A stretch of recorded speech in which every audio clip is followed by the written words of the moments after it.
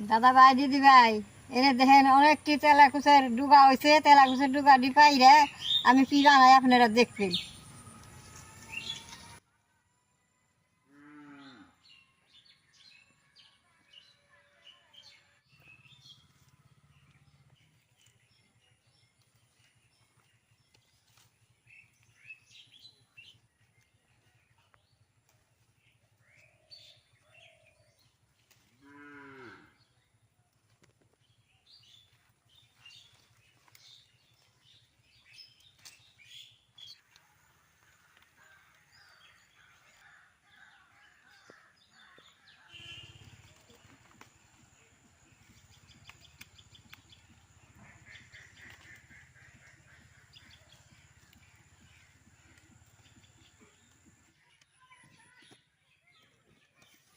এই ডুগা তেলাকুচের তুইলা নিয়ে আইলাম। এই ডুগাটা সবসময় পাওয়া যায় না, ওখানে বৃষ্টি পড়ছে দেখে ডুগাটা পাওয়া গেল। তাহলে এই তেলাকুচের ডুগাটা খাওয়া সুন্দর উপকার। আমি আজকে আলু দিয়ে বাজুম, আপনারা দেখেন কীভাবে বাজি।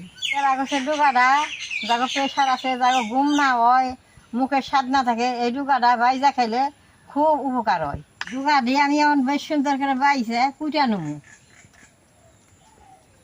কি সুন্দর মোটা মোটা ডুগা, এই ডুগাগুনা বাজা খাওয়া খুব উপকার।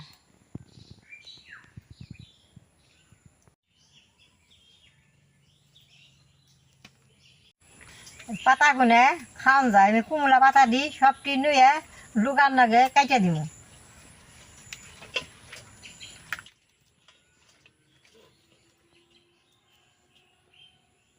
ডুগা গুনের থেকে একরা গুনে এরকম করে বাইছে ফালাই দিন।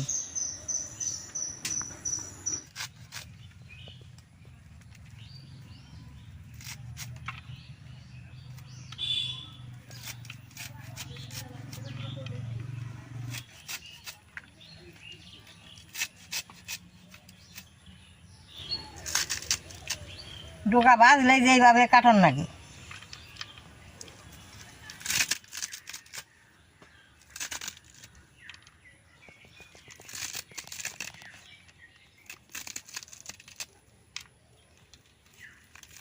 তেলাকুচের ডুগার মধ্যে একটা আলু দিয়ে দিব, বেশি আলু দিলে খাইতে ভালো হয় না, একটা আলু দিলে সুন্দর খাইতে ভালো হয়।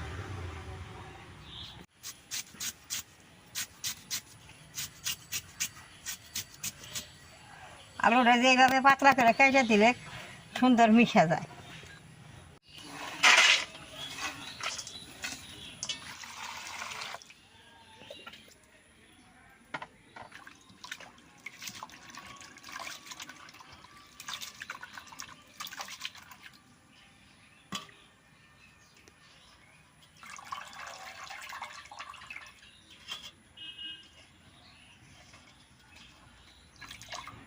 দাদা ভাই দিদি ভাই, এই ডুগারি গাছের আগায় উপরে আসাল ওইটা আমি একটা দোয়া দিলাম।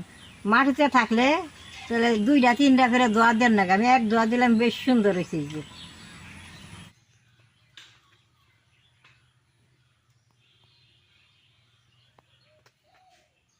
দাদা ভাই দিদি ভাই, হাঁকটি হন ভাই জানবো, কড়াইটা গরম হয়েছে, তেলটা দিয়ে দিব।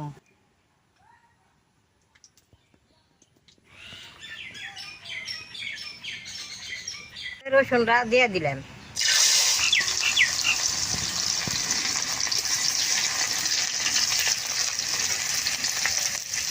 মরিচটা দিয়ে দিলাম।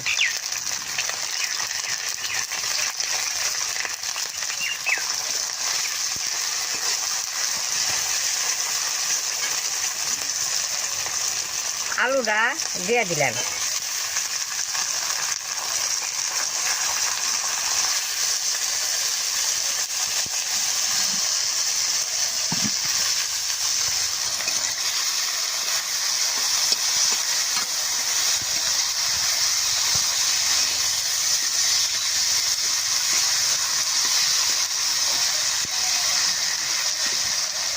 ভাজা ভাজা করে নিয়ে শাকটা দিয়ে দিই।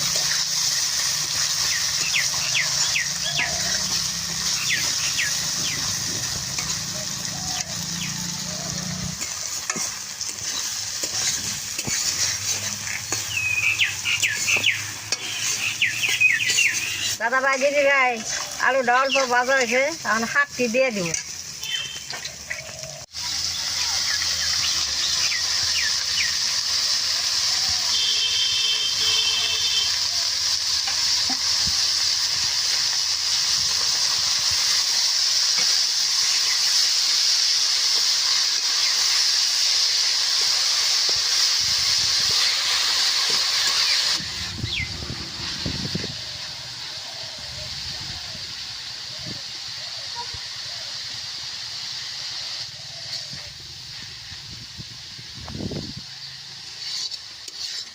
দামনটা কম করে দিয়ে নেবো, শাকটাও নিয়ে অল্প হয়ে যাবো গা।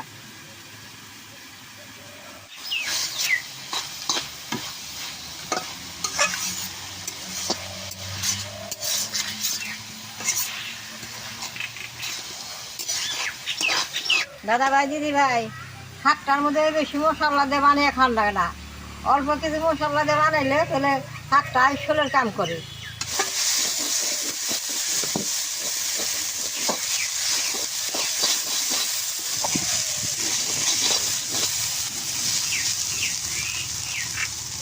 শাকটা বেশি শুকনা শুকনা করানো যাবে না, জ্বর জ্বরা হইলে শাকটার কোনো ভিটামিন থাকো না। যে শাকটা ভাজা হয়ে গেছে অখন আমি নামেই নিব।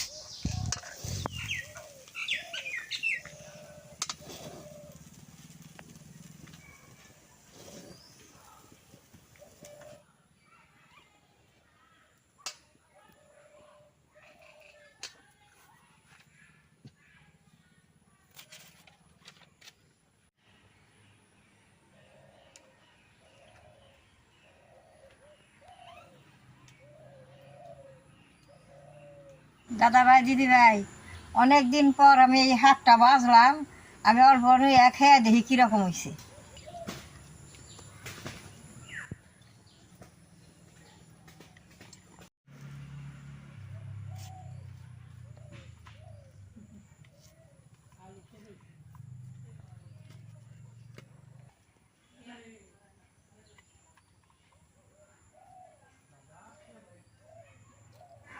শাকটা খাইতে খুব ভালো হয়েছে, দেখ কি সুন্দর।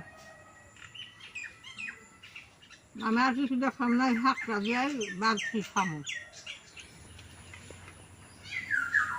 শাকটা খাইতে খুব ভালো লাগছে, আপনারা ঘরে এরকম করে বানিয়ে খাইবেন। শাকের ভিডিও দেখে যে আপনাকে ভালো লাগে নেট করবেন, শেয়ার করবেন, আমার পাশে থাকবেন, নাল রায় টিভি দিবেন।